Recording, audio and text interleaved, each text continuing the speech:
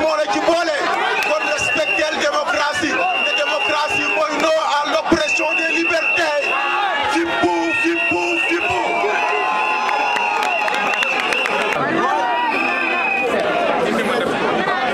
maa ngi gërëm yàlla suñu borom ak yonent bi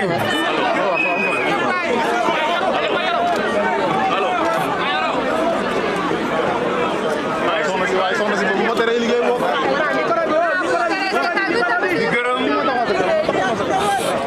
Serigne Cheikh Sidi Mbacké général des Mourides moo tax ma may ni fi droit moo tax ma doxal créer sama parti man kenn ci jamono boo xam ne amul benn parti bu taxaw ci Sénégal door nañ leen ñu tëdd ma créer sama parti ñuy wax bi nangam parti de contribution may dem rek ba egg ci pouvoir ndax ñi nga xam ne jàmbaar yi jóg ànd ak man am na si ñoo xam ne ndeysaan buy jëloon suñu borom ñuy doxal ba egg si ñuy doxal ba nu egg ci pouvoir boo xam ni peuple bi ñoo ma ko jox tey dinaa leen wax loo xam ni dana leen jaaxal ñu ci bare man Abdou Diouf moom laa jël à témoin Abdou Diouf nit ku baax la Abdou Diouf président bu baax la dama fekk rek bokk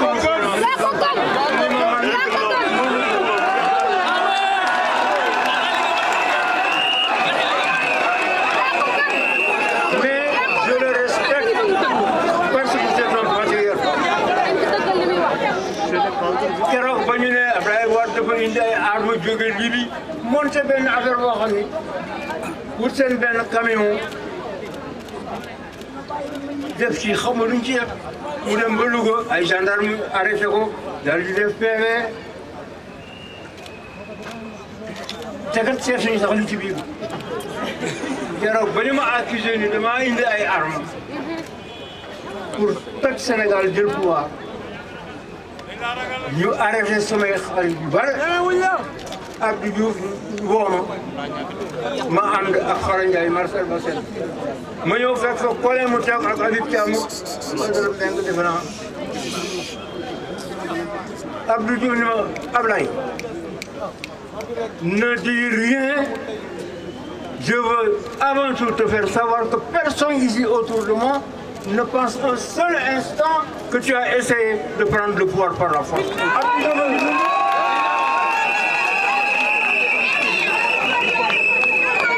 Quand j'ai créé le PDS, tous les mécontents dans les pays d'Afrique allaient créer des mouvements de libération armés. J'étais le premier à refuser d'aller créer un mouvement de libération armée. te jamono boobu bonne libération armée am na réew yoo xam ni dañu lay jox xaalis jox la arme ma bañ loolu ñu leen man opposition interne laay def lii yëpp am na ci ñoo xam ne xalal ngeen la plupart mais ñi ko fekke ñu ngi fi ba tey ca bés ba ma ne ko Abdou ma ne ko collègue mi toog xam na ni ñaari yoon ay réew yu mag dañ ma proposé pour teg ma ci boppu Sénégal déstabiliser ci fi nekkoon maa ko demandé Abdou Diouf duñu bokk ba mel ñaar yëpp ma ne leen man pouvoir bu jógewul ci urne soxla wu ma ko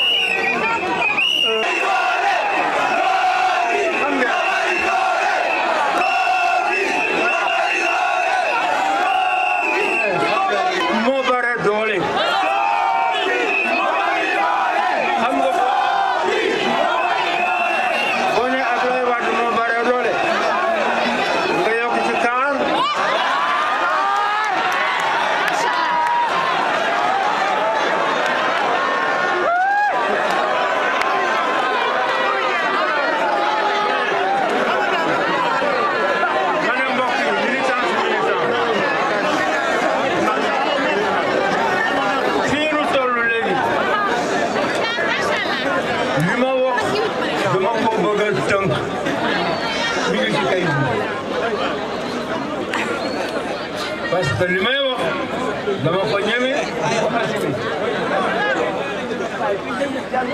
Macky Sall nee na bërki dem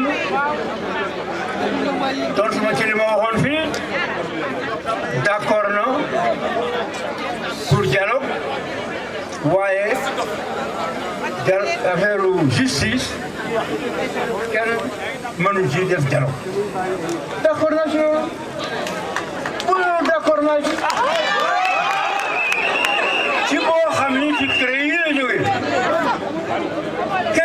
CREI yi lan la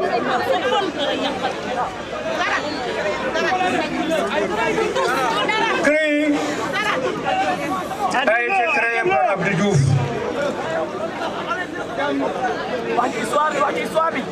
Il a jugé 2 ou 3 cas.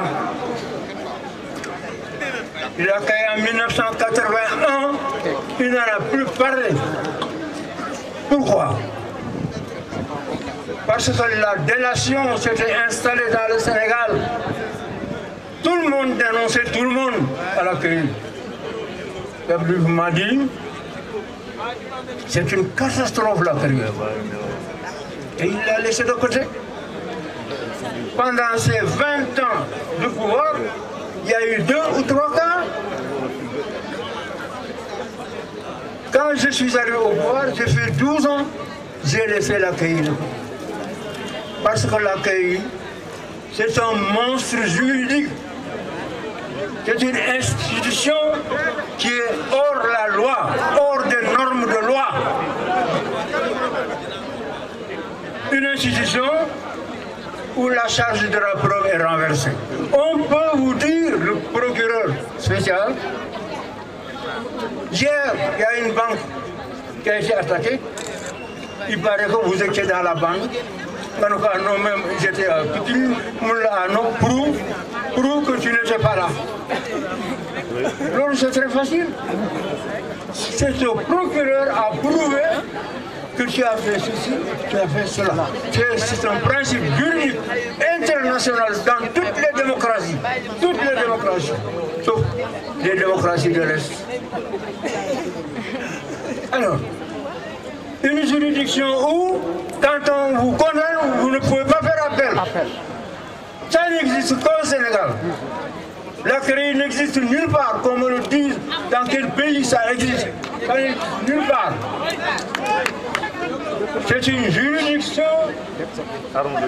d'exception. Pourtant, les juridictions ordinaires sont là, les magistrats classiques sont là, le droit est là, qui peut juger n'importe qui. Mais Macky Sall, quand il est venu, il a ressuscité ce monstre juridique pour juger ses adversaires politiques. C'est ça la vérité. Vous arrêtez quelqu'un, vous arrêtez des Sénégalais, un dont vous ne voulez pas comme adversaire aux prochaines élections. C'est ça. Et puis, il n'y a pas eu de réunion, puisque la police a encerclé la place. Et on dit réunion interdite. Il n'y a pas eu de réunion. C'est pareil. On peut en droit au plus dire tentative de réunion. Mais il n'y a pas eu de réunion. Peu importe, certains vous diront, la tentative et le délit, c'est la même chose. Non, c'est pas la même chose. Si c'était la même chose, on ne prendrait pas 2 mots différents. Alors on les a arrêtés. Et ils sont en prison. C'est tous un mandat. C'est Bokarian. C'est Amel Saro. Tribunaux. Nous sommes d'accord qu'on n'intervienne pas si ils sont en train d'examiner des affaires, des litiges. Je suis donc d'accord là-dessus. Mais qu'il arrête de dire que l'exécutif n'intervient pas dans la justice. C'est pas exact. C'est vrai.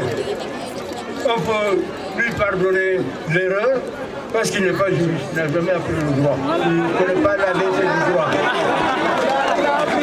Parce que le président de la République est responsable du bon fonctionnement des institutions, y compris la justice, y compris le Parlement. Le fonctionnement.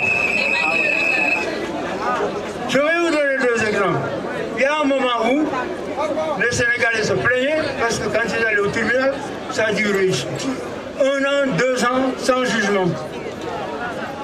Je suis intervenu auprès du ministre de la Justice et auprès du président Kéba Mbaye pour accélérer les procédures. Parce que si vous allez en Côte d'Ivoire, vous engagez une affaire, on vous donne une date fixe.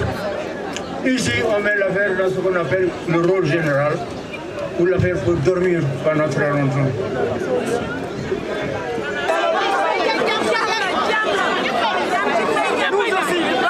Il faut qu'il soit raisonnable. Il paraît qu'il a dit, si Karim est condamné, je vais le gracier. Karim ne sera pas condamné parce que je ne permettrai pas à ce tribunal, qui est un machin, comme dit Charles de Gaulle, pour juger Karim. Je suis prêt à donner ma vie pour ça.